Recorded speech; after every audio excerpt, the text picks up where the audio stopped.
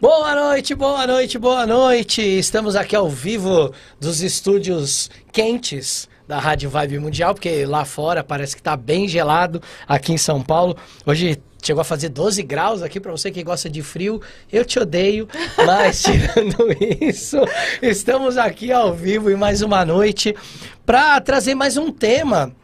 E antes disso, quero dar alguns recados rápidos. Estamos agora no mês de julho. Iniciou o melhor mês do ano, né? Porque é o mês que ali no final começa o signo de Leão e, consequentemente, o meu aniversário. Então, claramente, é o melhor signo do zodíaco, só porque eu sou o dono do signo. Mas agora em julho, na verdade, é um mês especial, porque eu vou estrear no teatro. Vou palestrar no Teatro Santa Cruz, aqui em São Paulo, no dia 20 de julho, falando sobre a coragem de ser você. Vou fazer uma vivência, vai ter uma banda celta comigo tocando para ambientar o lugar. Nós vamos fazer uma projeção lá para fazer vocês pensarem. Vai ter uma meditação e depois no final, ali a última hora do evento é um meet and greet ali para tirar foto. Eu vou estar fazendo um lançamento lá, surpresa no dia. Então só para quem estiver lá vai ter acesso ao que eu vou estar lançando. E aí eu vou estar lá fazendo esse lançamento, dando autógrafo, tirando foto. Então, uma hora boa. Não que alguém queira meu autógrafo, tirar foto comigo, mas eu vou estar lá para isso também. Então, estão todos convidados. Os ingressos estão à venda no Simpla. Deixa eu colocar o link aqui embaixo. E aí, a gente vai ter lá, a Yumi vai estar lá, o Gabriel vai estar lá. A gente vai estar lá para receber todos vocês. E semana que vem, então fiquem atentos, semana que vem vai abrir no Catarse finalmente o projeto do Pergaminho Vermelho 2. A gente vai abrir o projeto para o financiamento coletivo da pré-produção. Então na quarta-feira que vem eu vou estar lá no Inteligência Limitada falando sobre ocultismo na cultura pop, junto com o Marcelo Deodébio. E aí eu vou falar um pouco do Pergaminho Vermelho. E na quarta noite eu vou estar aqui no canal falando sobre o lançamento do projeto. E a gente vai ter provavelmente algumas surpresas aqui no estúdio de alguns famosos. Então fiquem atentos aí a quarta-feira que vem, que vai ser uma live bem especial que a gente vai participar aqui. Beleza? Recados dados, sem mais delongas, porque hoje eu tô aqui com a minha co-host, que tá sempre aqui no fim do mês, dessa vez no começo, né? Mas tá sempre aqui comigo pra gente falar de vários assuntos, já é de casa. E hoje a gente vai falar sobre hierogamos. Então, uma salva de palmas que eu quero ouvir por todo o Brasil, por todo o planeta, pra Júlia, que está aqui do meu lado. Oi, pessoal, boa noite. Muito bom estar aqui, ainda mais debaixo dessa salva de palmas. Olha aí, viu? Você ouviu, né? Deu pra ouvir daqui, né? Gente, a gente hoje vai falar sobre hierogamos. Você deve estar se perguntando se você nunca ouviu esse termo, se é de comer, se é de fumar, se é de plantar, o que seria um hierogamos? Bom, vamos começar pela estrutura da palavra, que ela significa casamento sagrado. É um termo que vem do grego, que em geral significa casamento sagrado. Mas, na teoria, quando você casa lá na igreja católica, seu casamento está sendo sagrado, né? Mas será que é um hierogamos? Ou será que o hierogamos tem componentes ou até uma ritualística diferente disso? Então a gente vai falar sobre isso hoje. Vamos começar por essa pergunta básica. O que é o hierogamos de verdade?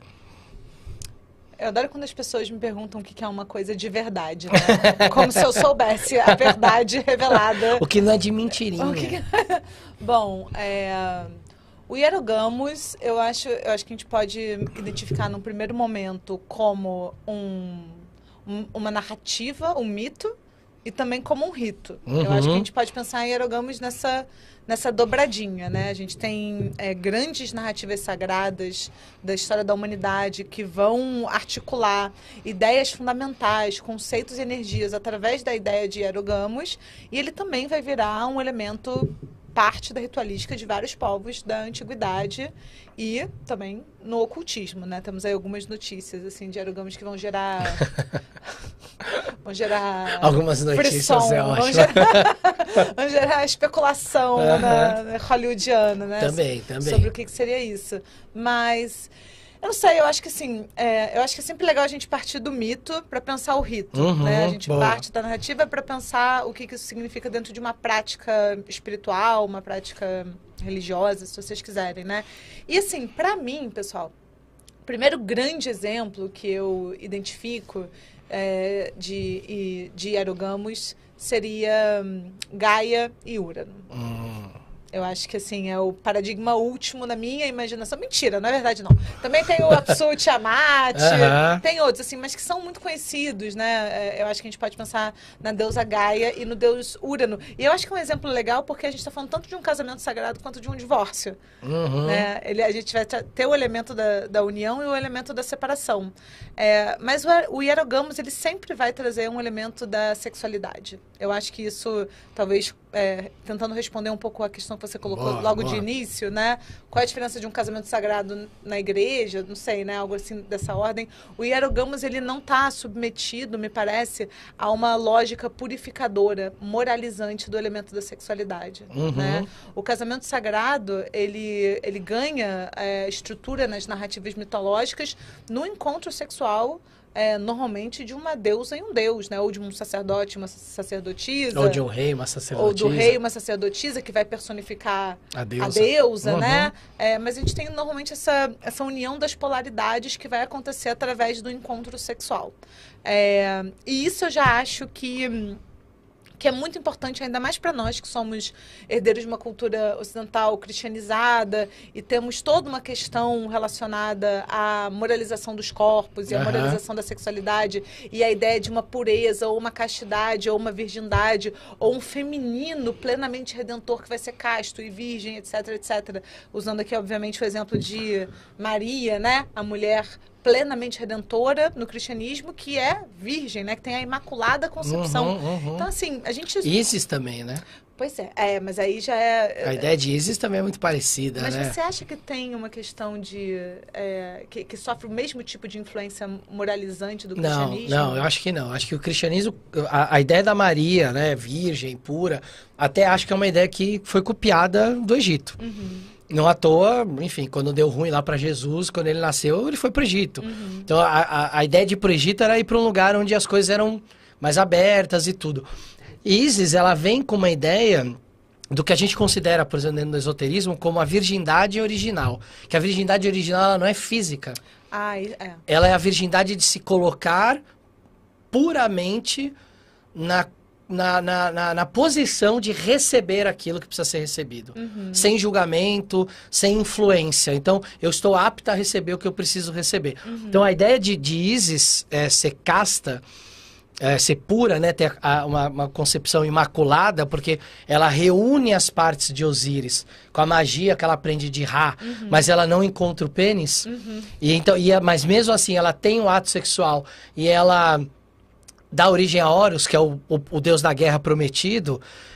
Eles não têm essa moralidade no sexo, não. Mas é uma ideia de que aquilo é tão sagrado, tão divino, que não precisou nem do ato sexual carnal. Aquilo foi como se fosse uma concepção em outro plano. Mas não existia essa moralidade do corpo. Os egípcios, no calor, andavam quase pelados, assim, não tinha essa coisa, né? Eu acho que a gente faz essa aproximação, né? Só que eu acho que é isso, são registros de moralidade, códigos de moralidade muito diferentes, né? Se a gente está pensando em casamento sagrado, a gente também vai pensar, por outro lado, na virgindade sagrada, né? Eu acho que é o oposto complementar dessa mesma dinâmica. E, assim, as deusas castas, por exemplo, assim, muito antes e muito mais do que deusas que se recusam a ter relações sexuais com deuses ou homens, elas são deusas incorruptíveis, né? Elas são deusas que não estão submetidas a uma autoridade outra que não a delas próprias. Elas não são submetidas à autoridade de um marido, por exemplo, né? Então, eu acho que o próprio conceito de virgindade, ele também vai atravessando a história das narrativas sagradas das mitologias e se transformando para cada vez mais dizer respeito à dimensão do ato sexual. Né? E a castidade vai virar cada vez mais isso e vai virar uma encrenca enorme, né? Vai virar uma encrenca gigantesca na nossa cultura, porque se o valor, por exemplo, dentro do cristianismo, né? O valor, muitas vezes o valor da mulher, o valor social da mulher está ligado à reprodução. Né? E aí a gente tem a ascensão do fenômeno da virtude vinculado à castidade. A gente tem materialmente... Quase um paradoxo, né? Exatamente. É a impossibilidade de uma mulher, né, ser virtuosa. Porque se o valor social da mulher... Não estou falando que eu concordo com isso, tá, gente? Estou falando que eu concordo Sim. que o valor Porque social é um da mulher é a fato. reprodução. Mas é isso. Isso é um fato. Se em determinados contextos, no medievo, no começo da modernidade, e para algumas pessoas, em alguns lugares até hoje, o valor é a reprodução, só que a moralidade, a virtude, né, a elevação espiritual está vinculada à castidade... Né? O que isso significa? Significa que a mulher é condenada perpetuamente a ser a representação do desvio, da imoralidade, do mal, né? Para sempre pecadora, nunca redentora, né? E a gente vai ter um exemplo. Mas aí vamos aproveitar e voltar então para a questão. A gente está falando, foi do sexo para a virgindade, da virgindade a gente volta para o sexo, né? Então, assim, o que significa, né? Por que essa ideia de um casamento sagrado é tão importante? Eu vou falar muito rapidinho de Gai Urano, que eu já falei em outras ocasiões, mas só para a gente pegar esse gancho e fazer uma comparação com o Gênesis também, né? Por exemplo, a gente tem Gaia e Urano, a deusa terra e o deus céu, num pacto sexual, num vínculo amoroso, que vai significar literalmente um processo de ordenação de uma matéria que estava desordenada, né? A união entre eles organiza essas energias cósmicas. A união entre eles organiza os elementos do mundo naquele momento. A união entre eles, para usar um termo do Platão, gera na ideia de beleza, né? Ela gera as coisas do mundo, ordenadas tais como são. Né? E essa geração entre eles, ela é tão significativa que sem esse primeiro casamento, o que seriam das primeiras formações rochosas do planeta, né? O que seria dos espaços, né? que são criados então, né? Dessa união? Assim como o divórcio entre eles, mas aí a gente pode falar do divórcio depois, né? Do divórcio sagrado. Do divórcio sagrado, Mas é isso, né? O casamento sagrado, ele vai então articular duas energias que precisam se encontrar para criar. A gente estava falando de criação, né? Acho que essa ideia é uma ideia boa, né? A gente tem talvez até a gente pegar quase uma ideia socrática, de ter uma tese e uma antítese e delas nascer a síntese. Então, de ter essa energia que está sempre botando essas polaridades afins ou opostas, mas botando essas polaridades. Então, sempre tem esse terceiro ponto, que é essa energia que une ou por um propósito, ou por uma abstração, ou por uma tensão, e que isso gera um produto criativo. E esse produto criativo é Horus, são as montanhas, Exato. É o planeta, é alguma coisa nesse sentido, né? Agora, esse é um tipo de casamento sagrado, né? As pessoas podem se unir, tese, antítese, síntese, né? Para gerar uma síntese daquela união, as pessoas, os deuses. Agora, existe um outro tipo de casamento sagrado também, que é o casamento sagrado que busca formalizar um pacto. Né? E aí a gente tem uma diferença importante. Quando, por exemplo, né, o rei da terra, né, ele vai oficializar o casamento sagrado com a sacerdotisa, ele está realizando um pacto ali. Aquela união não é... Com o divino, né? Com o divino, e ele está realizando, assim, dependendo da cultura, claro, mas falando assim no geral, ele está realizando o pacto de que ele tá se comprometendo com a ideia de que ele está a deusa personificando a terra e que ele está a serviço da terra e que ele vai, então, entregar o seu sangue para a terra, se necessário. Ele vira o grande protetor dessa terra, né? Ele pactua com a sua vida. E esse pacto, ele tem uma dimensão da sexualidade. Daí o rei vai ter a união sexual com a sacerdotisa. E essa união... não gerar filhos, né? Em geral, nem era esse o objetivo, Não era né? esse o objetivo.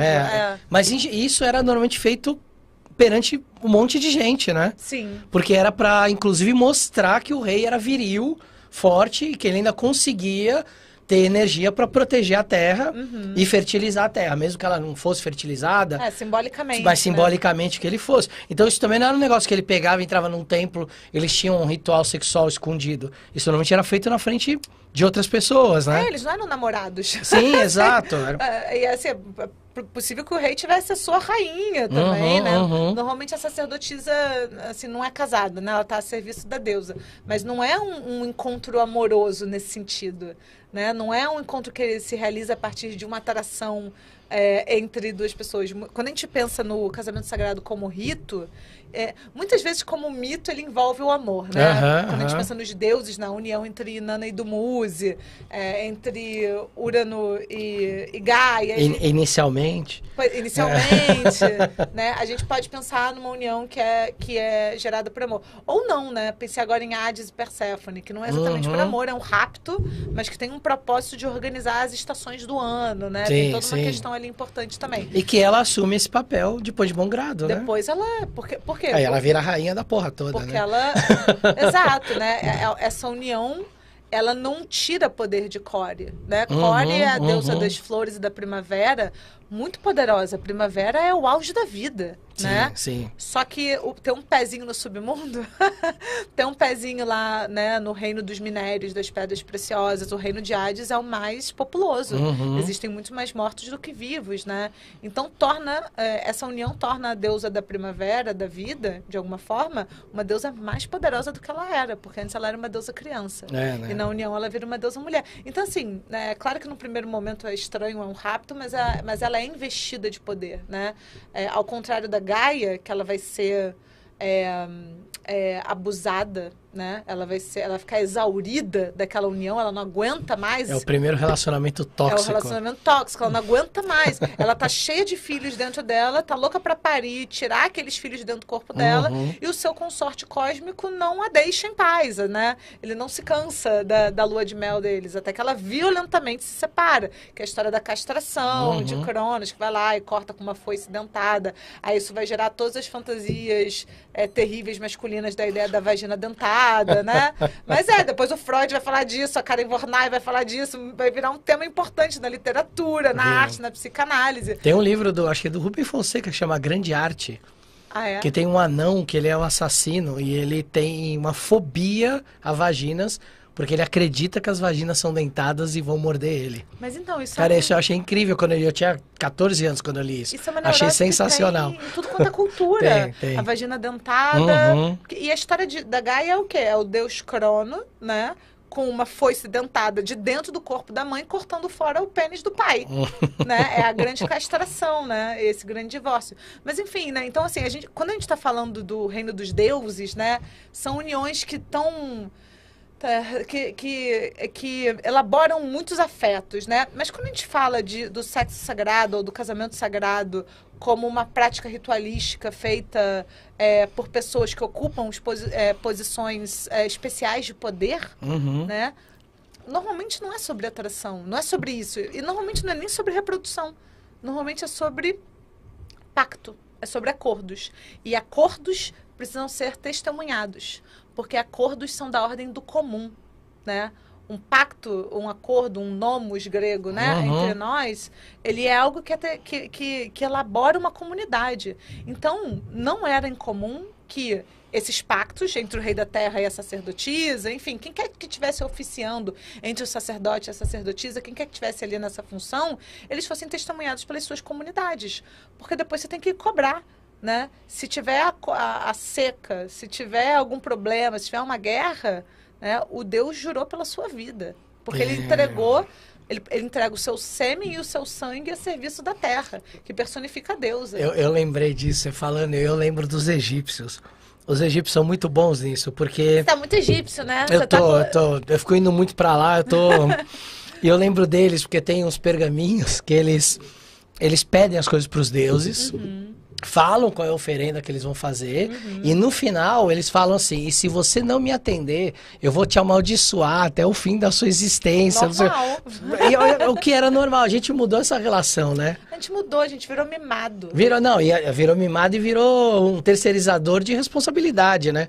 Ai, Deus não me atendeu, eu sou um coitado. O egípcio era, tô te dando um negócio, mano, se não me atender, eu vou te amaldiçoar, não é você que vai me amaldiçoar. E aí, eles usavam essa linguagem, tinham esse abuso com os deuses. Pois era uma coisa muito mais da ordem da negociação, né? Uma negociação meio tensionada, tudo bem, podemos concordar com isso. Sim. Mas era uma relação, de alguma forma, mais direta, né? Quando eu falo que a gente tem uma relação infantilizada, assim, com a figura da divindade, é porque, tipo, é o papaizinho, né? Isso. Papai do céu. Pois é, e eu sou o quê? Eu sou um bebê. A gente aprende a rezar assim, né? Pois é, e aí quando a gente olha, por exemplo, pro Deus da Bíblia hebraica, é muito comum, assim, que as pessoas digam de maneira até meio leviana, coisas do tipo, um Deus vingativo, é um Deus mau, né? Um Deus muito diferente do Deus da Bíblia cristã, que é um Deus amor. Assim, eu entendo, tudo certo. Mas olhem para os outros deuses das outras culturas do mundo antigo. Não é essa coisa, não. Você tem que, tipo, se comprometer, você tem que fazer o que você falou que você ia fazer, né? Você não é um bebê. Você tem que se responsabilizar pelo que você quer, pelo que você faz, né? Por esse tipo de coisa. Você fez um pacto. Não à toa o Deus da Bíblia hebraica, ele é um Deus famoso pelos pactos. Sim. Ele não faz um hierogamos, mas ele manda as pessoas cortarem o prepúcio fora. Que tem um pouco de vagina dentada aí, eu acho. Pode ser. Né? E qual que era, em geral... Porque a gente tem, quando a gente pega os históricos antigos, depois eu quero entrar nas ordens iniciáticas porque elas replicam o hierogamos. Vamos. Mas quando você tinha ali o hierogamos para a população ali, aquela demonstração, rapidinho, só para responder uma pergunta. Hieros, sagrado, gamos, casamento. Por isso a gente fala de poligamia, né? Um casamento múltiplo. Monogamia, um casamento com uma pessoa. Então... O gamia é o casamento, é a forma de relação. E aí o que vem antes, o radical que vem antes, poli, mono, hieros, é o que traz a qualidade para aquele casamento. Mas, então o rei e a sacerdotisa, ou o rei e a rainha, né? Ou o sacerdote e a sacerdotisa, eles realizavam o ato sexual na frente de todo mundo, para que ali tivesse, né, a simbolização do rei potente, do rei viril, e a rainha e a sacerdotisa recebendo, né? Então, quase como se fosse uma relação de Urano chovendo em Gaia, né? O céu chovendo na terra. Ou a estrela de Davi, né? O triângulo virado para cima, o triângulo virado para baixo, masculino e feminino em equilíbrio, juntos, um dentro do outro. Exato, mas qual que era o grande propósito disso? O que eles esperavam com isso de verdade? Era fertilidade, era riqueza, era prosperidade, era vencer o inimigo na guerra, ou era tudo isso junto? É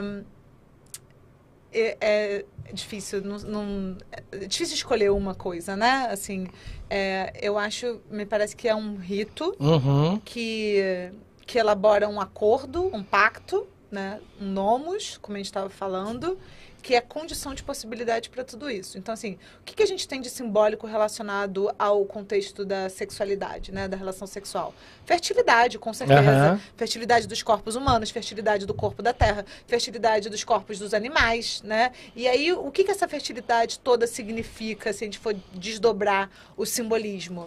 Abundância.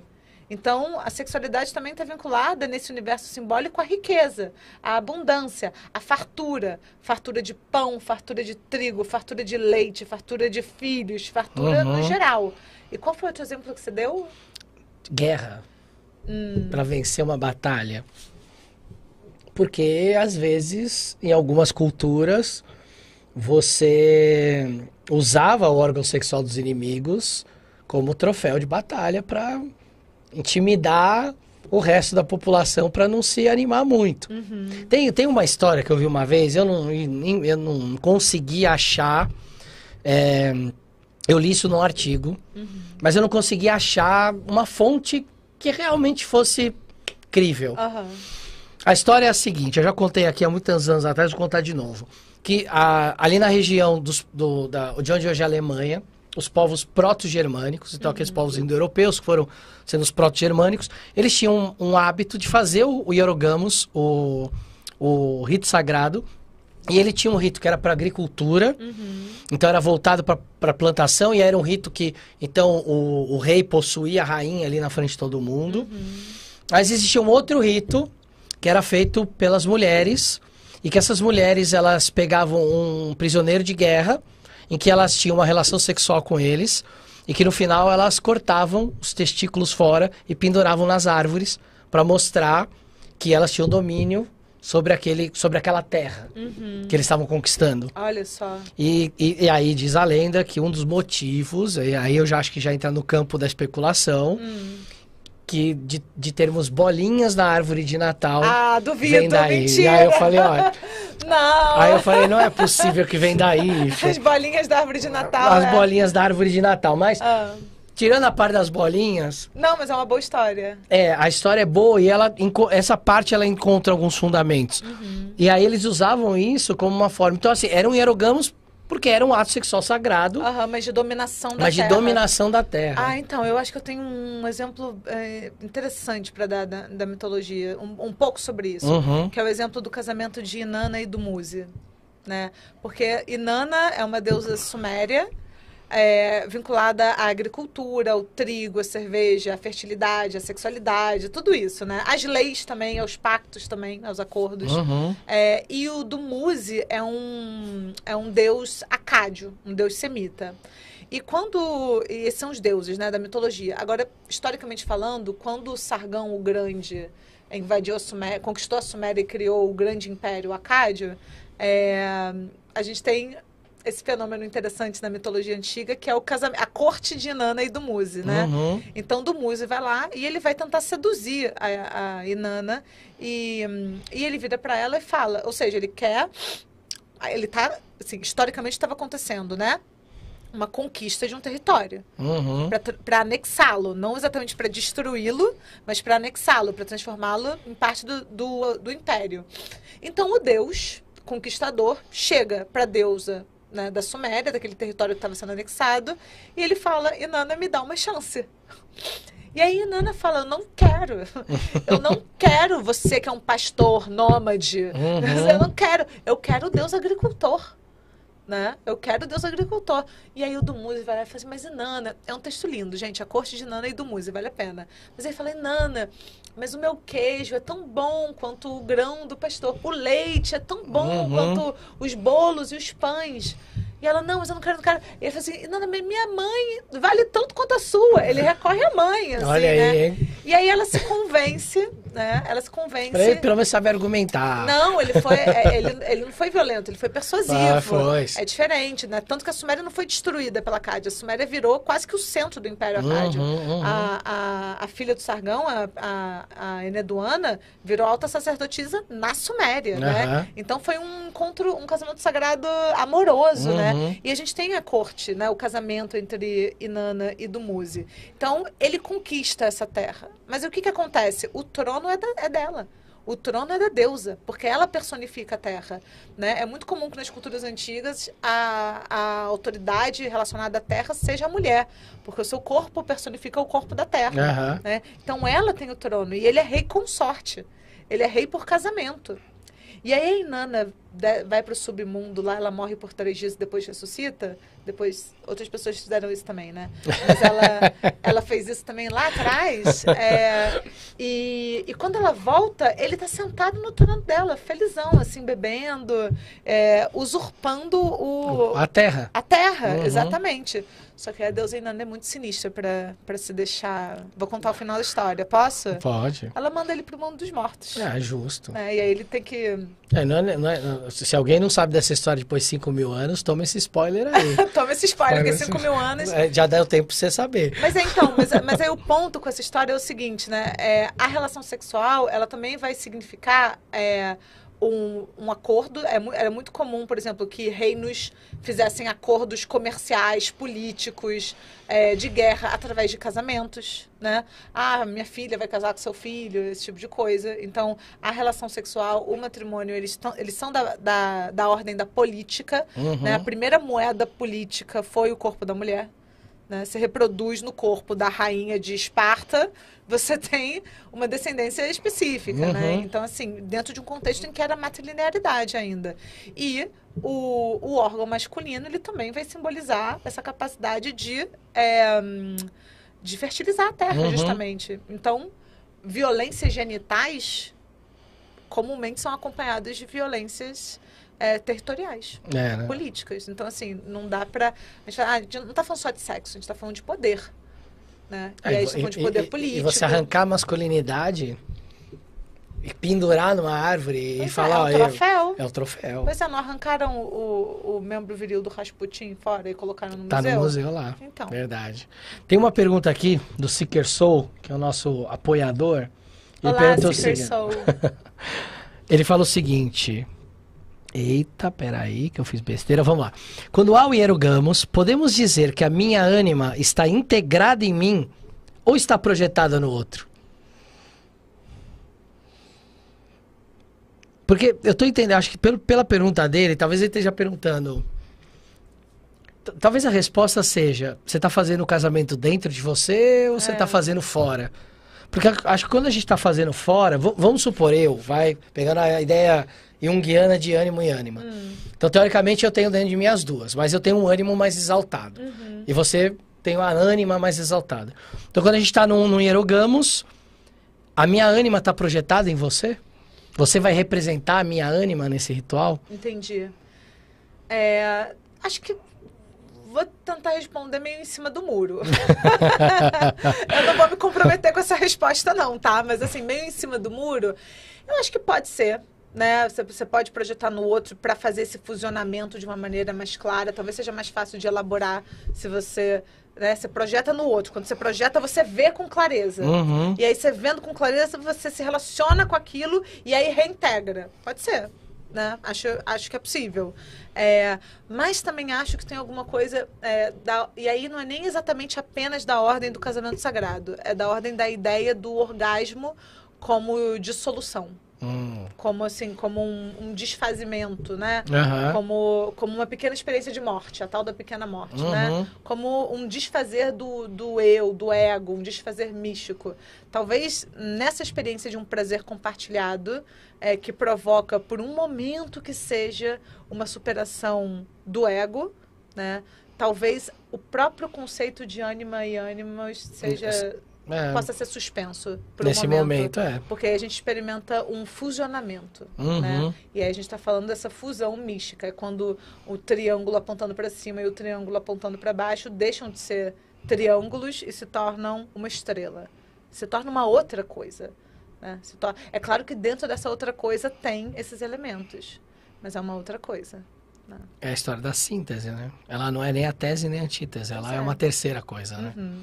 Tem uma outra pergunta aqui. Pensando no desejo, é possível experimentar o desejo como uma ponte sagrada? Eu acho que ele está perguntando isso por causa do hierogamos.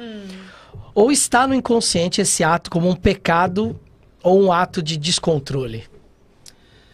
Então, a gente volta para o que a gente estava discutindo da moralidade, da sensualidade, né? Então, assim, se o desejo é uma ponte sagrada ou se está no inconsciente que é um ato de descontrole, é isso? Pecado e descontrole. Eu acho que o que ele quer saber é o seguinte, se o desejo, ele naturalmente é um ato de descontrole, ou se dentro de, por exemplo, um rito sagrado, ele pode ser, esse desejo pode ser justamente o que constrói a ponte para trazer a sacralidade para o ritual.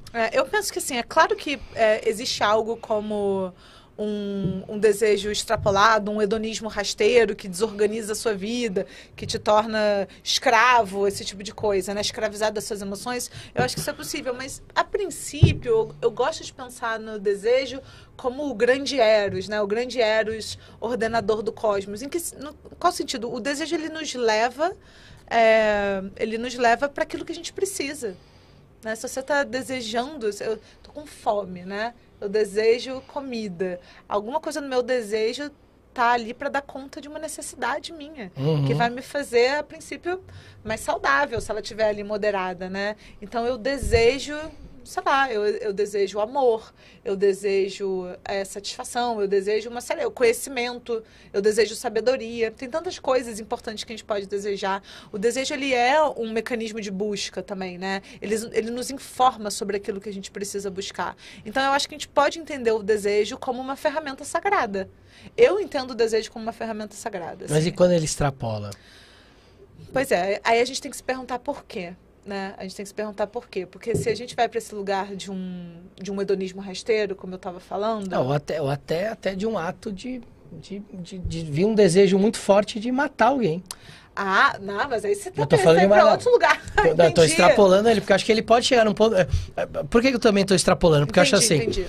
Recentemente passei por um período junto com um grupo, com jejum. Tá. E aí nesse período de jejum, a gente começa a ver o quanto o desejo da comida muitas vezes sobrepõe a racionalidade. E eu tô falando de um jejum de horas, não um jejum de dias. Ah, tá. Então a gente talvez não precise chegar numa morte. Mas o quantas vezes quando o desejo, talvez seja também parte da pergunta, talvez a gente tenha o desejo de querer trazer fertilidade para o meu povo. E aí eu vou realizar um bom ato de erogamo sagrado. Mas o quanto do meu desejo, quando ele dá uma extrapolada, ele passa, ele não pode se tornar algo extremamente danoso também. Entendi. Então, vou trazer o Platãozinho. Platãozinho. Vou trazer o Platãozinho para nos ajudar. Ajuda dos universitários aqui nesse momento, né? O Platão ele vai dizer isso sobre Eros, sobre Afrodite, justamente, né, sobre essas divindades relacionadas ao reino do amor e do desejo, né? Ele vai dizer que existem 2 de cada. Que a gente acha que existe um de cada, mas que existem 2 de cada. Um que está vinculado às ideias, a um lugar mais elevado, talvez, algo nesse sentido. E um mais... não é que é ruim, não é ruim, mas é mais comum, digamos assim. Mais profana, mais mundano. Mais profano, mais mundano, exato, né? Então, ele vai dar essa diferenciada, né? Sem condenar exatamente o desejo ou a Afrodite pandêmia, né? Tem a Afrodite Urânia e a Afrodite pandêmia, sem condenar, mas entendendo que existem características diferentes, né? Como se fossem divindades diferentes ou aspectos diferentes de uma mesma divindade, eu acho, né? Agora, como é que a gente pode diferenciar isso, né? Aí a gente vai para o lugar da coletividade, né? Eu acho que quando o nosso desejo ele ajuda a construir de novo, com o vocabulário do Platão, né?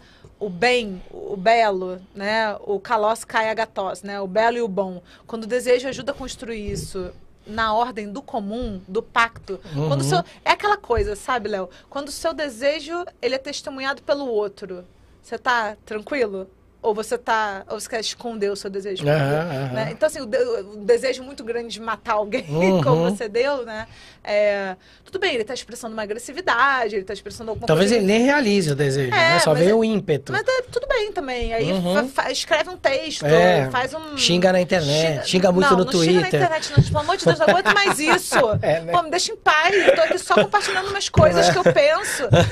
Mas, sei lá, sabe? Tipo, faz um desenho, transmuta isso de alguma forma, né? Agora, se o seu desejo ele vai construir na coletividade, né? Nessa ordem do pacto do comum, e aí, se você não tem vergonha do seu desejo... Mas aí a gente entra numa questão... Tô falando aqui, mas tô me repensando enquanto eu tô falando. Porque às vezes a gente tem vergonha de coisas que a gente não deveria ter vergonha.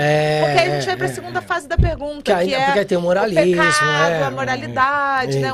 Uma moralidade produzida pra gente odiar o próprio corpo, pra gente odiar os nossos afetos, o sexo, pra achar que é vergonhoso, que é maligno, que é maléfico.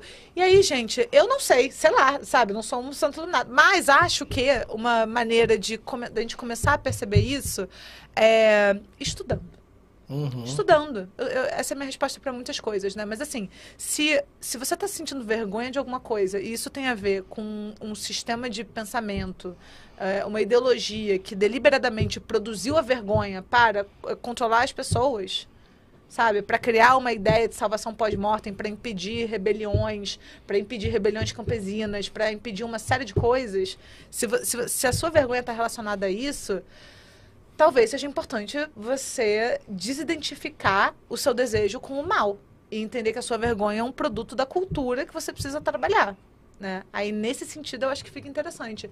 Mas, a princípio, eu sou do time que acha que se o seu desejo não é matar as pessoas, mas é tipo, construir alguma coisa, sabe? Você deseja conhecer, deseja fazer, deseja... Esse tipo de desejo, eu acho que tem alguma coisa da ordem do... a gente pode pensar assim, do nosso psiquismo, ou da nossa alma, ou como vocês quiserem chamar, que está nos informando sobre algo que é importante pra gente. Então, assim, se você deseja entrar na Inismon, sabe? Se você deseja estudar magia com Léo, se você deseja fazer esse tipo de coisa, talvez você possa dar atenção. Por que você quer estudar magia? Por que você quer? Por que isso é importante para você? Talvez tenha alguma coisa aí muito sagrada, muito importante, né? E aí você vai fazer um pacto, você vai pagar uma mensalidade, sabe? Você vai fazer uma matrícula, você vai contribuir com aquilo de alguma forma. Você vai fazer uma justa troca de energia ali, né? Eu acho que o Hierogamos, ele é uma ritualística... É claro que hoje ele caiu na ordem do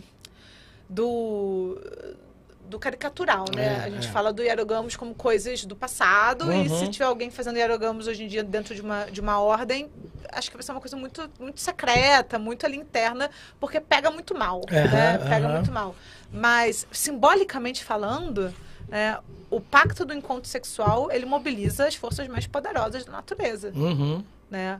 É a força... que o produto dela é criar vida. É, né? A vida. É literalmente isso. É a força da vida. É a força de um prazer tão intenso que dissolve o pequeno ego ali do dia a dia, do que você acha que você é, para experimentar um momento de morte mística, né? De comunhão ali com o outro. Pelo menos os verdadeiros orgasmos, né? Aqueles que são os bons, né? Os bons. Os de verdade. Os de verdade, exatamente. Mas então, são as forças da vida, as mais fundamentais, né? E aí, me parece que dentro de uma prática de magia, tem pouca coisa que substitua a intensidade disso. E eu acho que isso é interessante. Eu quero agora, trazendo para dentro das ordens iniciáticas, e até contando um pouco da minha experiência dentro delas com isso. Eu lembro daquele livro que ficou muito famoso do Dan Brown, O Código da Vinci. Ah, claro. E ele tem isso, né? E no filme mostra isso também. O que acontece? A Sophie... Olha aí, Sofia, né? O nome dela era Sofia, o nome da... Só coincidência. Só coincidência. Sofia, sabedoria, né, pessoal?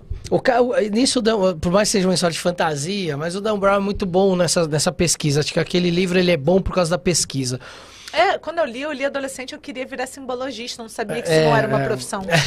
Aí eu fui fazer filosofia, que foi o mais próximo que eu achei. Mas dava pra estudar semiótica que nem eu. Pois é. Aí dava pra chegar lá, ó. Ela Todos vê... os caminhos levam a Roma. Todos os caminhos levam a Roma. ela vê o vô praticando um ato sexual com umas roupas estranhas e ela é uma adolescente, ela tá na faculdade. Fica traumatizada. E ela fica traumatizada de ver o vô dela fazendo aquilo, né? Só que ela não tem noção do que é aquilo, ela não entende. Eu comparo muito isso com as pessoas que não sabem o que é magia, por exemplo. Quando olham pra magia e acham que a magia é truque de teatro ou é fantasia, né? Não entende o que é a construção do pensamento mágico, o que é a filosofia que tem por trás disso, o ser humano como co-criador, né, do mundo, da realidade, enfim. Mas quando a gente olha para o que ela tá fazendo ali, e eu lembro que também teve aquele filme do Kubrick, né, que é o De Olhos Bem Fechados, que o personagem Tom Cruise, ele vai parar dentro de um lugar que tá tendo um hierogamos ali, né? E ele tá meio de penetra e tudo, e a galera saca que ele tá ali de penetra. E a galera, eu lembro na época que eu assisti o filme, as pessoas falam, ai, nossa, aquele filme tem um monte de putaria. E as pessoas usam essa palavra, né, como se fosse algo profano, quando na realidade a coisa está acontecendo ali dentro de uma maneira sagrada. Eu conheço várias ordens que ainda praticam hierogamos, mas hoje, do jeito que é feito, a pessoa, até por isso as ordens têm os graus, né? Então a pessoa ela vai avançando os graus. E aí, a partir de determinado grau, ela fica sabendo que isso existe lá dentro. E depois de um determinado grau, ela pode participar de um desse para ou assistir, ou até, dependendo, chegando na ordem, num grau de sacerdote, oficiar o ato na frente de todo mundo. Mas a coisa se torna tão sagrada, tão séria, que não tem essa visão quinta série que a galera tem. De, vai ter sexo lá, não sei o que, não sei o que lá. Claro, são poucas ordens hoje que faz isso. Normalmente é algo que as pessoas não falam muito, né? Não, a gente tá falando aqui no YouTube, mas normalmente fica entre Não, o pessoal, fica, né? Tanto é que eu não tô nem dizendo o nome de nenhuma delas. Mas acontece de ter e para você chegar lá, tem que se tornar um ato muito sagrado. E tem dois motivos para isso. O primeiro é a dessacralização que o sexo sofreu. Então, o fato de alguém estar dentro de uma ordem para estar sendo preparado para a ressacralização do sexo, para que a ideia do rito sexual seja transferida para um ritual sexual e que isso seja sagrado e que todo mundo que está ali entenda a sacralidade daquilo, esse é o primeiro passo. O segundo é porque quando você está dentro de uma ordem iniciática, por exemplo, você está às vezes com voto de silêncio, você está num lugar fechado, e aí é um lugar que é um prato cheio para ter abuso. E, boa questão, boa questão. E tem muito, muito. Eu acho que... Nossa, que bom que você falou disso. Tem bastante. E acontece muito, conheço um monte de gente que sofreu abusos dentro de ordens por causa disso. Então também é um negócio que você tem que tomar muito cuidado. Porque se tem um lado que tem a dessacralização, e aí vira piada, vira, ai, nossa, os caras lá fazem tal coisa, aquilo lá é uma orgia, aquilo lá não sei o que, não sei o que lá, não tem noção do que acontece lá dentro. Ao mesmo tempo tem quem se vale disso para poder tirar uma vantagem ali, né? E isso é o tipo de coisa que a gente vê, tem feito essas ordens ficarem cada vez mais fechadas.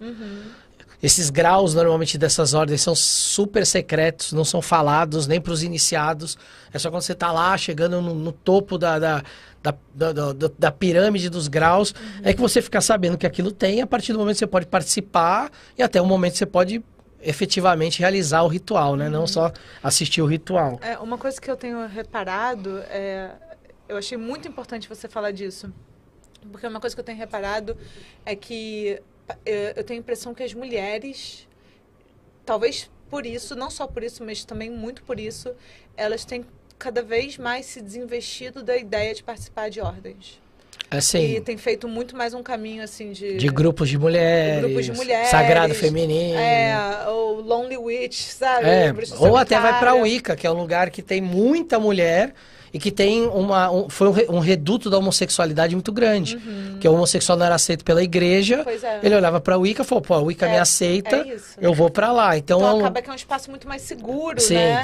E que esse tipo de abuso, não é que não possa existir, mas fica diminuído, né? Pelo menos esse tipo específico. Existem muitos abusos financeiros, né? Esquema de pirâmide, tem um monte de... Tipo, isso é um tema legal também pra gente falar, né? Do lado podre dessas coisas. Mas nesse sentido do abuso sexual, né? Eu acho que as mulheres... tem acontecido uma espécie de êxodo, assim, das mulheres principalmente, assim, quanto mais vai chegando próximo desses níveis, repara só, fica mais masculino. Fica bastante masculino. E a gente pode se perguntar se isso é uma seleção machista, né, de alguma forma, ou se não é um efeito também desse êxodo feminino de espaços que acabam virando espaços de abuso na própria espiritualidade. Gente, esse tipo de coisa acontece na igreja, também acontece no meio ocultista pra caramba, né? Bastante. Pra caramba, na verdade. Bastante. E vou dizer mais, vou falar um negócio polêmico agora, mas eu entrei numa ordem iniciática na minha adolescência. A minha primeira ordem iniciática. E ali eu tava no monte... Cruz. Não, foi a Demolei. Tá. E ali eu tava... A Rosa Cruz foi depois. Eu entrei na Rosa Cruz em 2008. Entrei nessa ordem iniciática em 97, 98, acho. Tinha 19... 97. Eu já era burro velho quando eu entrei com 19 anos. Velhíssimo. Não, porque com 21 você sai. Então eu tava, quase na beirola de sair já da ordem. Deu pra aprender algumas coisas. Não, mas deu pra aprender. E aí eu lembro que era um monte de moleque, assim. E a maioria era aquela galera super CDF, sabe? Que antigamente a gente chamava de CDF, que hoje a gente fala os nerds. A maioria era uma galera muito fechada. Quando eu saí dessa ordem e comecei a entrar nas outras ordens, que a galera tinha mais ou menos a minha idade, o perfil era muito parecido. Era uma molecada que não tinha uma vida social muito grande, de ir em festas, era um pessoal mais conservador, não no sentido que a gente fala hoje, mas mais o conservador no sentido de não tinha tanta... vários não tinham nunca namorado, não tinham nem dado beijo na boca, sabe aquela coisa naquela época que era aquela coisa, vai perder a BV, a boca virgem, aquela coisa que tinha. E aí, hoje a gente até chama, vários desses caras, hoje a gente chama de incel. É isso que eu ia falar. Que é o celibatário involuntário. Então era esse um pouco o perfil? Isso, era um pouco não. Ainda é. Hoje muitas dessas...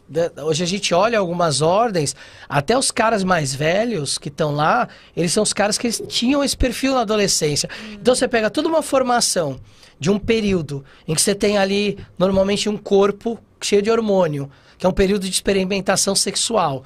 E você é privado disso... Ou se priva acreditando que se tentar seria privado, né? Exato, porque também tem a timidez, a introspecção, essas coisas todas que acontecem. E aí quando chega nesses cargos de poder, e tá numa ordem mista, por exemplo, e que tem algum tipo de possibilidade, vai exercer mas era batata, ali, né? isso. Era uma válvula. E assim, os casos que eu fiquei sabendo de lugares que eu conhecia e que eu conhecia a pessoa que cometeu o ato, o perfil era muito, muito parecido com isso. Entendi, dos incel. Que é o pessoal que vem me xingar no YouTube também, assim, quando eu venho aqui fazer um vídeo com você. O pessoal vem me xingar, fazem por quê, né, gente? Não dá pra Normalmente discordar. Mas é isso, é um ressentimento muito grande, eu acho, assim. Eu acho que vem de um lugar de muita dor, na verdade. Né? Só que é isso, né? Não importa, assim, claro que importa a dor dos outros, mas você não pode usar a sua dor para justificar ser um sádico, né? Ser um abusador. Mas por que você acha, então, que o meio do ocultismo ele seleciona, assim, de alguma forma, esse tipo? Eu não sei se ele... Lógico, eu não tô, pelo amor de Deus, eu não tô generalizando, né? Mas eu tô dizendo que é comum ver isso lá dentro. Quando a gente vê alguns expoentes do ocultismo, por exemplo, a gente vai ver que se você conversar com eles e perguntar como é que é a história de vida deles, como é que você era no colégio? Eu era o CDF, era o cara quieto, eu estudava pra caramba, eu comecei a ver heavy metal, eu gostava de banda de heavy metal, aí eu comecei a, sei lá, jogar RPG, ou eu comecei a ler livros de fantasia, e aí eu cheguei na magia. Então, assim, tem uma persona, que não é a única, mas que essa persona, ela se repete. E essa persona, quando ela tá numa posição que ela pode ter acesso àquilo, que ela, naquela fase de formação que está todo mundo experienciando, ela não teve, e ela vem mais tarde, e ela começa a ter oportunidade de ter, é a hora que é um passo para ter. E aí o abuso, ele não é um abuso focado numa pessoa. Ele é focado numa ideia. Então ele vai abusar o que ele tem próximo. E aí ele vai abusar não de uma pessoa. Ele vai abusar o sistema. Ele vai abusar o sistema, vai abusar de várias pessoas. Eu vou pegar um caso clássico que a gente tem. Os escândalos que tiveram na Igreja Católica de pedofilia. Porque o acesso é o quê? É menino jovem, é essa coisa de olhar para aquele corpo jovem que quando eu era jovem eu não pude ter a experiência, tá numa posição vulnerável, tá numa posição hierárquica vulnerável, e aí acontece o abuso. E de novo, não estou generalizando, né? Mas a gente viu que o próprio Vaticano assumiu os casos que aconteceram. Então, quando a gente vê esse tipo de ambiente, e normalmente, assim, algumas histórias que eu conheci desses padres, era a mesma ideia. Era o garoto quieto, isolado, que era muito estudioso, vinha de uma família religiosa, às vezes repressora, e aí entrou no seminário porque era o caminho que tinha, e aí foi estudando, e de repente se tornou uma figura de proeminência numa comunidade. Porque aí é o padre da cidade, é o padre da região. E aí isso traz algum tipo de autoridade que leva para um caminho. Então não é um padre que se apaixonou por alguém. Sim. Não é isso. É um abuso de poder. Isso, é um abuso de poder, e esse abuso ele é sistemático, e ele não é numa pessoa. A oportunidade vai gerando esse abuso em várias pessoas. E eu vi muito disso, e normalmente o perfil era esse, era a galera que você olhava e falava, pô, esse cara não teve adolescência, não teve aquela fase do jovem adulto, que é uma fase que você tá solteiro, tá namorando, mas você tá saindo, tá conhecendo muita gente, e a hora que você casa, vamos dizer assim, você deu uma sossegada, vamos dizer assim, né? Você deu uma amadurecida, fala, eu quero estar com essa pessoa agora porque eu quero. E aí é muito comum ver esse tipo de posição e da pessoa acabar virando um abusador. Em geral, é um assédio moral que acontece, mas em muitos casos chega a ter o abuso sexual, e aí a desculpa é a magia sexual, o hierogamos. A dimensão do sagrado, ela é sequestrada para justificar o sadismo. Exato. Mas é isso. Isso é a história do patriarcado, né, Léo? Essa é a história do patriarcado. Se a gente for pegar exemplos que poderiam entrar possivelmente na categoria de casamentos sagrados, né, entre divindades, mas que no fim do dia são deuses abusadores, estupradores e que normalmente são deuses de determinadas culturas guerreiras, que vão chegar e conquistar as culturas locais, as tribos locais, e vão, entre aspas, casar com a deusa. Eles não estão casando com a deusa, né? Eles estão ocupando o lugar de consorte na marra.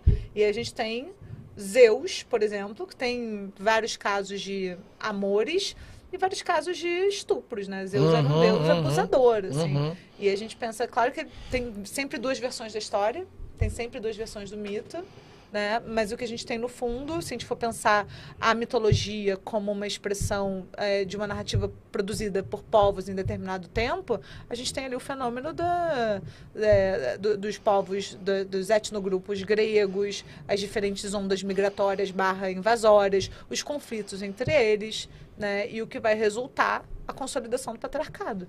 Né? Pelo menos naquela região. Então, assim, a gente vai ter o quê? Um grande páter, dominador, violento, que vai exercer o seu poder de maneira desmedida, né? Aí a gente chega na questão... que volta à questão do desejo, que é a questão da medida, né? Qual é a medida do seu desejo? Qual é a medida do poder? E o patriarcado, ele cria essa semente, né? Porque a gente fala do patriarcado principalmente por causa da questão da opressão do feminino. Mas ele oprime o masculino. Então, quando eu digo que ele planta a semente, é porque ele oprime o masculino de alguma forma, para entender que ele tem poder ou tem sucesso, ele tem que ser violento. Tem que ser violento, ele tem que ocupar esse lugar. E é violento ser violento. Assim, é violento ser violento. Olha pro pessoal, desculpa assim o pulo, mas assim, eu fiquei muito impressionada quando eu vi os soldados americanos com contingente de população de rua, por exemplo, em Nova York, de ex-soldados americanos. Cara, você faz brutalidade, você paga com a sua alma, assim. Claro que o outro paga com a vida, né? Não tô comparando esse tipo de coisa. Mas você paga com a sua alma também. A gente não foi feito para ser tão sádico, violento, né? Nesse nível, é claro que é importante ter um pouco de agressividade dentro de si, para você poder se defender. Sim, sim. Até para você poder conquistar coisas na sua vida. Pois é, a energia de uma maneira sadia, né? A energia da agressividade é importante, mas assim, isso pro sadismo... Pra violência. E aí é isso. Se você está tendo desejos muito violentos, meu amigo, procure ajuda profissional. E aí vira uma grande... Pô, Ares, Atena é um tema bom também, a guerra. E vira uma grande desculpa esse tipo de coisa dentro, às vezes, das ordens. O termo magia sexual é um termo que vende muito dentro de ordem. Essa tabu, ordem tem magia sexual. Ai, que legal, eu vou lá. E aí, você vê 200 caras e 3 meninas, assim. E aí, eles estão achando que aquilo vai virar um swing, uma orgia, alguma coisa. E não é nada disso, né? Você tá falando... eu lembro de uma ordem que eles eram... A ordem era muito grande, tinha muita gente, e eles eram muito criteriosos com isso. Tanto é que eles formavam 13 casais para fazer o ato. Então era o sacerdote Mor, a sacerdotisa Mor, e mais 12 casais para representar o aspecto do céu, o aspecto zodiacal, o aspecto do todo. Mas assim, era só quem era desse círculo fechado, que podia participar, porque senão virava bagunça, né? Então, assim, o Hierogamos, ele é ainda, né? Pelo menos nesses lugares, assim, mais sérios, ainda tratado com muito respeito, com muita sacralidade, mas... Mas é isso, né? Saiu, assim, acho que do nosso imaginário geral, né, popular, a ideia de que o casamento sagrado, a ritualização do casamento sagrado é algo ok. Assim, eu acho que isso realmente ficou como parte da história, mas quando a gente estuda os celtas, a gente vê muito disso, sim. E é lindíssimo. Ninguém olha e pensa, nossa, que coisa excitante. Não, é uma coisa bonita, uma coisa sagrada. Quando a gente olha... por exemplo, para o hino homérico a Deméter, né? Que ela 3 vezes no campo lavrado se deita com seu amante para garantir o pão, a agricultura, né? Ela é a nutridora da raça dos comedores de pão e bebedores de vinho, que somos nós, né? Então, quando a gente vai para a literatura, para as histórias que vão, de alguma forma, nos contar sobre o casamento sagrado, não tem nada de pornográfico, não tem nem... Assim, não sei se eu tô falando... Eu não consigo nem me lembrar de uma coisa meio erótica até do casamento sagrado. É muito mais... Acho que beira até o pragmático, não beira? Acho que é uma coisa muito mais... Tipo, a gente tem que fazer, porque a gente precisa dessa energia, então vamos fazer da melhor forma possível. Tá num lugar mesmo... bonito. E da ordem do pacto. Eu acho que a gente foi na mosca aí. É um acordo, sabe? É um pacto. É um acordo que se faz ali. E você entrega energia, né? Quais são as manifestações físicas que são entendidas como as mais significativas nesse lugar dos rituais, assim, com fluidos humanos, né? Assim, é o sangue, é o sêmen, né? Assim, são... o sêmen e o sangue são os dois mais sagrados, né? São as energias da vida, né? É o que dá vida, é o que dá energia vital, é o que gera vida, né? Não que a gente precise fazer sacrifícios de sangue e sêmen, tipo, podemos fazer outras coisas. Mas é isso, faz parte das culturas dos povos antigos, né? E não só dos povos antigos, né? Como você estava falando, até hoje existem... Isso existe, eu acho que em algum nível. Eu vejo, por exemplo, quando a gente pega os casamentos da família real inglesa, as datas escolhidas... você acha que eu fiz de propósito? Não acho. Tenho certeza absoluta. Certeza absoluta. As datas que eles escolhem astrologicamente ou às vezes caem em Beltane. Mentira! Tem vários casamentos da família inglesa que caem no começo de maio porque caem em Beltane. E é por isso que maio é o mês das noivas. Não sabia que era por isso que maio é por isso. Por causa de Beltane. Então você pega, tem Beltane vários... aqui é que dia? Cai aqui pra nós é dia 31 de outubro ou a 2 de novembro. Eu nasci em Beltane. Olha, você nasceu em Beltane. Olha só. E é lá no hemisfério norte é dia 2 de maio. Ou dia 1º de maio, dia 2 de maio. E você pega vários casamentos da família. Então você tá vendo que o que tá rolando ali é um casamento em Beltane. É uma união sagrada. Por mais que é dentro da abadia de Westminster. Mas Nossa, os caras estão usando a data, que é uma data ancestral e mítica e sagrada. Léo, explica ao pessoal o que é Beltane. Vamos explicar. Beltane é um dos rituais da roda do ano. Ele é o pico da primavera. Então, o início da primavera, que é o equinócio de primavera, chama Ostara. E aí, o meio da primavera, que é o máximo da abundância da natureza, que é quando a natureza está toda reproduzida, está florida, os animais no auge da sua capacidade reprodutiva. Existiam festejos para comemorar isso, onde os nossos antepassados celtas, por exemplo, acendiam grandes fogueiras, onde eles pulavam as fogueiras para se limpar. Eles tinham o maypole, que era o mastro de maio, que era onde eles penduravam as fitas coloridas para dançar em volta, e as fitas que se entrelaçavam formavam casais. Muito parecido com a quadrilha, com o mastro da festa junina e com as bandeirinhas. Então, tudo isso eram rituais para festejar a fertilidade da terra, porque no pico do verão... Então, ali a gente está falando de 3 meses depois, a gente teria Lamás, que é a colheita, a grande colheita. Então, nessa hora, a terra estava recebendo as sementes, estava sendo fertilizada. Então, Beltane era um casamento entre o Deus, que estava fertilizando a terra com a sua semente, e a terra que estava recebendo essa semente para que depois a colheita fosse abundante. Então, você imagina que os monarcas ingleses, ou os filhos, os príncipes, costumam escolher essa data para casar, justamente porque isso tem um contexto mágico extremamente forte e importante. Pra você ver que todo mundo é bruxão no fundo, todo mundo. Né? E fora quando você pega partes do ritual, mesmo dentro da igreja católica ali acontecendo, quando você manja de alguns símbolos, você começa a ver e você vê que tá rolando um casamento sagrado ali, não só católico ou protestante.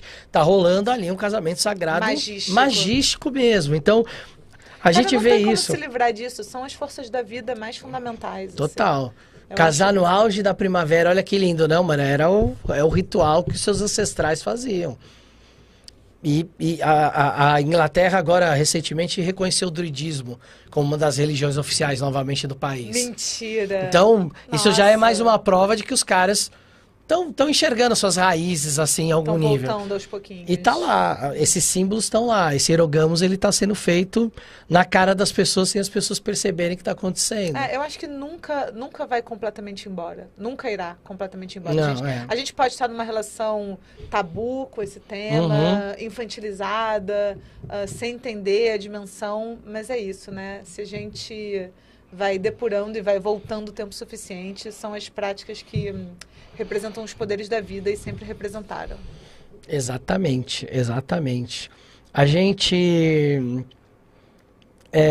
o pessoal está perguntando aqui quando que vai ter a viagem para a Inglaterra. Já, calma, gente, já vai ter. Deixa eu ver se tem mais alguma Essa vai ser pergunta. boa, hein? Vai ser boa aí. Eu vou contar depois como é que vai Irlanda ser. também. Escócia, Irlanda.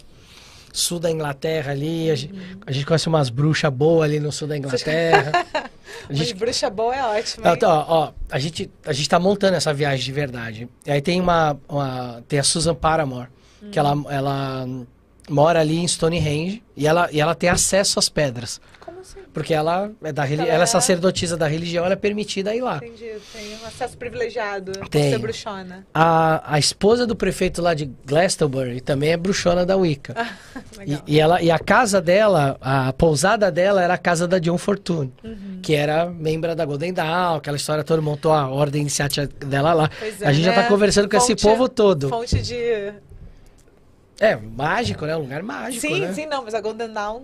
Também fonte de várias coisas. Várias coisas, inclusive alguns equívocos. Concordo. Falo muito disso. Mas aí a ideia é a gente ir pra lá e a gente tá conversando com essas bruxonas lá que a gente conhece pra fazer uma viagem especial pra lá. Cara, a gente tinha que fazer umas paradas das bruxonas, né? Do Sagrado Feminino, já que a gente tava falando desse tema também. Sim. Fala em paradas que nós vamos fazer junto. Vamos falar das paradas que a gente vai fazer? Me conta o que vai acontecer em agosto, que a gente tava combinando aqui. No dia 16 de agosto no Rio de Janeiro, é isso? E dia 30 de agosto em São Paulo? É isso? É isso. Vamos já adiantar o que vai rolar, porque depois nós vamos divulgar oficialmente. E depois a gente tem que divulgar outra parada do Sagrado também, Também. Mas uma de cada vez? Uma de cada vez. Tá bom, uma de cada vez. Vamos 16 de agosto no Rio de Janeiro e dia 30 de agosto em São Paulo. Estamos abrindo turmas para um curso que é a Jornada dos Arcanos Maiores do Tarô. Boa. Vai ser assim, é um curso que mistura a dimensão filosófica, simbólica, histórica, mítica e mística. Tudo, né? Acho que eu cobri. E a gente também vai ter uma dimensão prática, né? Cada encontro a gente vai passar por um arcano maior. Então, nesse primeiro momento, nós vamos ficar nos arcanos maiores, que já são muitos, tá? Então, é um encontro por mês em cada cidade, um no Rio e um em São Paulo. Cada encontro tem 4 horas de duração e eu e meu amigo e mestre Léo vamos ministrar essa aula e essa prática para vocês. E assim, gente, vai ser muito sinistro. Vai ser muito maneiro, assim, o curso ele tá com um programa muito interessante e a gente tá aqui cheio de caraminholas na cabeça. Exatamente. A gente vai divulgar em breve como é que vai ser o curso, qual que é a ideia, mas é pegar um arcano ali por encontro e fazer um aprofundamento psicológico, místico, arcano, segredo, chave de mistérios, trazer todos esses aspectos ali para uma vivência ali. A nossa ideia é que seja mais ou menos umas 4 horas, né? Exato. E a gente tem as ideias dos encontros sagrados também. Mas também. Quem viver verá, né? Quem viver verá. Em breve teremos alguns encontros sagrados femininos aí acontecendo. Bom, 2 últimas perguntas pra gente encerrar. Bora. Tem uma que eu não sei se tem resposta, mas vamos lá. Meu Deus. A gente tenta responder nós dois aqui. O Djair 33. Olá, Djair 33. Hierogamos na visão da astrologia, de signos opostos. Daria pra gente pensar nisso também, de usar energias astrológicas para tentar fazer um hierogamos? Tipo, a minha lua em tal signo com a sua lua em tal signo daria um bom hierogamos? Ou já a gente já tá forçando a barra? Eu acho que hierogamos é um conceito e ele tá vivo para ser usado por nós, assim. Então, assim, a linguagem da astrologia, ela já tem os seus códigos próprios, né? Mas isso não significa que a gente não possa inventar novos. Então, não sei, não me oponho, não. Eu acho que a gente pode pensar a questão dos opostos complementares, né? Tese, antítese, síntese. Ou quando faz a sinastria. Pois é. A combinação dos mapas. Eu acho que se você... Jair 33? É Jair 33. Se você é Jair 33, se você for astrólogo e quiser criar uma nova linguagem da astrologia e trazer a dimensão do casamento sagrado para pensar a relação entre os signos, as sinastrias, os aspectos, eu boto fé. Olha aí, astrologia hierogâmica. Achei lindo. Já tem até um nome aí Pô, para astrologia. é uma maneira Né? de se diferenciar. Tá de presente. Achei bonito. E pensar tudo como algo da ordem do alquímico. Pode ser. Por que não, né? Pode ser. Eu acho. Afinal, na alquimia a gente trabalha os 4 elementos, E né? o que não é forçar a barra, né? Sei lá, a gente tá pensando coisas novas, a gente tá... Mas tem umas coisas que eu acho que forçando são os forçadas limites, de né? barra, assim. É. Tipo, dá pra fazer casamento alquímico com ET? Só se você for abduzido e colocar uma sonda em você. Tá, bom, eu não vou nem comentar essa parte. Eu não tenho nada pra contribuir com essa reflexão. Essa não. parte esotérica eu não Eu não consigo. tenho nada pra contribuir com essa reflexão. A última pergunta pra gente ir encerrando, vamos lá. O Pablo Barão, também conhecido como Ovate, para os mais íntimos, ele está perguntando o seguinte: podemos pensar no Erogamos como um modelo simbólico para a união entre o eu superior e o eu terreno na jornada espiritual de autoconhecimento? Profunda essa, hein? Você quer que eu fale o que eu acho? É. Eu tendo a evitar essa hierarquia Dos eus. Eu tendo a fazer isso. Não é um sistema mágico que eu curto tanto. Assim, Mas né? vamos tirar essa ideia de que o eu superior é superior ao É que terreno. superior- É só porque ele é mais sutil, vamos imaginar assim. Entendi. Como Tá. se fosse uma supraconsciência, mas que ela está no mesmo nível da consciência. Porque assim, quando a gente pensa em magia, a gente não faz nada sem o corpo. O Uhum, corpo ele é a é. nossa ferramenta fundamental. Então, eu acho estranho quando a gente começa a hierarquizar muito. Uhum. Mas a gente pode pensar o casamento sagrado como um processo de integração entre camadas diferentes. Entre o que está em assim. cima e o que está embaixo. Pode ser. É. Talvez, vou dar uma... Mas aí onde é que tá o elemento da sexualidade É. nessa integração? É quando você se ferra com o autoconhecimento. Mas talvez, vou tentar filosofar aqui. Isso, vai você. Vamos imaginar que o nosso corpo terreno, ele é o cálice. Tá. E esse eu superior é o vinho. Então, deixar esse vinho chover nesse cálice, que é o corpo, e transformar o corpo no veículo por onde a gente pode se nutrir da experiência espiritual, será que não pode ser um hierogamos? Esse cálice, o meu corpo, seu útero, que recebe o jorro da vida? Eu acho que... Ou tá muito metafórico? Não, tá lindo. Mas assim, eu acho que é um processo alquímico. Eu quero ver, cadê a relação? Como é que acontece? Não, beleza, a gente pode deixar... Mas aí você tá falando de uma relação corpórea, Não, física. Não necessariamente. Simbolicamente, o que vai então fazer isso acontecer? Tá lá, talvez seja através da magia, ou através de um rito, através de uma prática. Cadê a dimensão que vai promover essa união do vinho com o cálice? Né? Você diz no sentido prático de ter a fagulha que faz isso acontecer ou do resultado? Não, da fagulha. Tem que ter alguma coisa aí do processual para eu me convencer de que a gente pode chamar de hierogamos. Tipo... Vou dar um exemplo então. Vamos ver se encaixa aí. Tá. Eu tô lá numa vivência de ayahuasca. Então eu tomo ayahuasca e a ayahuasca me coloca num estado alterado de consciência que eu recebo uma gnose. Entendi. E aí, será que isso é um hierogamos ou não? De eu trazer alguma coisa desse eu superior pro eu físico? Ou não? Ou a gente não vai encaixar uma experiência espiritual, toda experiência no hierogamos, por exemplo? Porque se o hierogamos for tudo, ele... Ele não é nada, É. né? Ele acaba banalizando. Mas tá, gente, pode, vocês querem? Pode.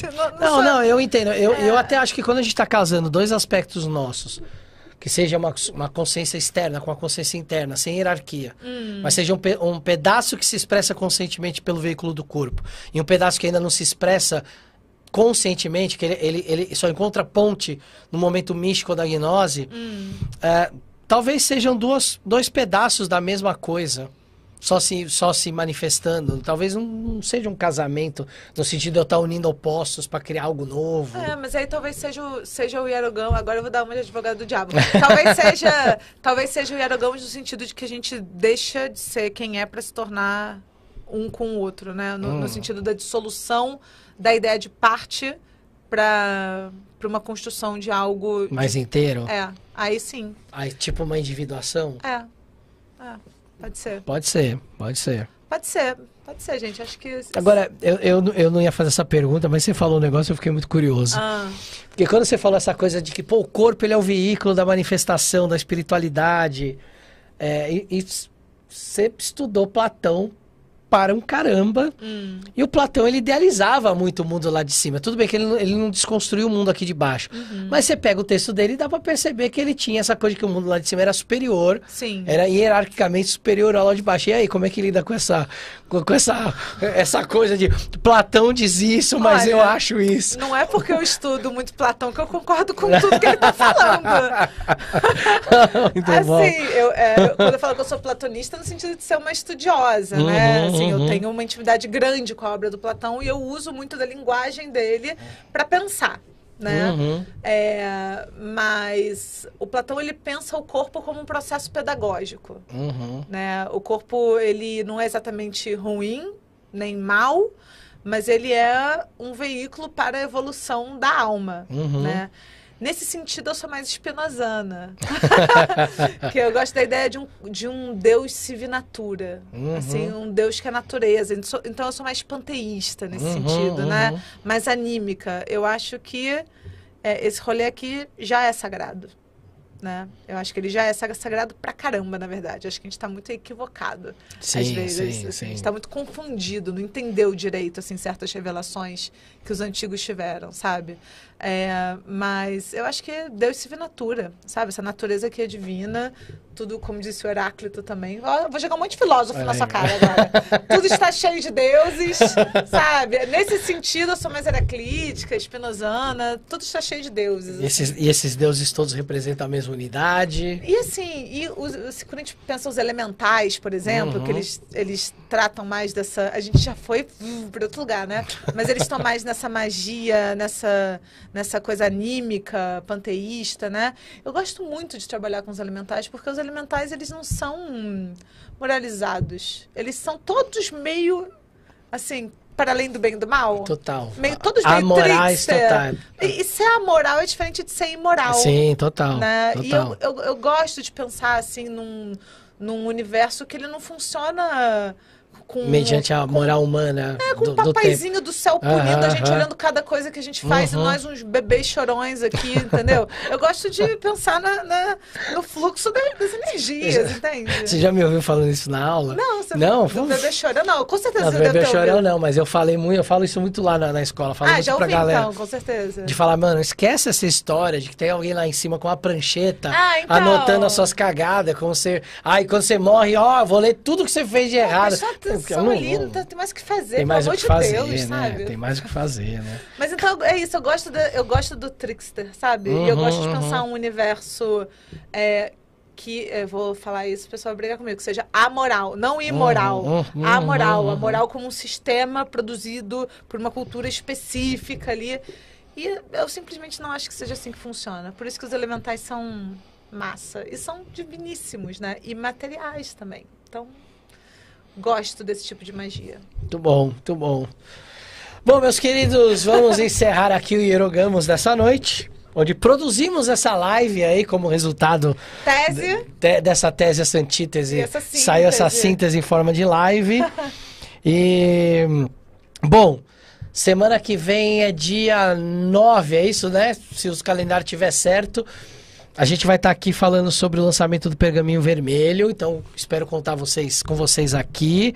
E no fim do mês, acho que a gente tem que ver essa data ainda, eu lembrei de uma coisa agora, mas nós vamos ver a data, que aí no fim ali de julho, ou no começo de agosto, a Júlia vai estar aqui de novo pra gente falar de novo sobre outro tema que a gente vai trazer. E aí lembrem-se, vocês podem sugerir esses temas, aproveitem os grupos da escola, os grupos do CDH, massa isso, né? Mandem temas que vocês querem ver, a gente debatendo aqui, filosofando sobre eles. E é isso. Recados finais, Júlia, tá com você. Recados finais.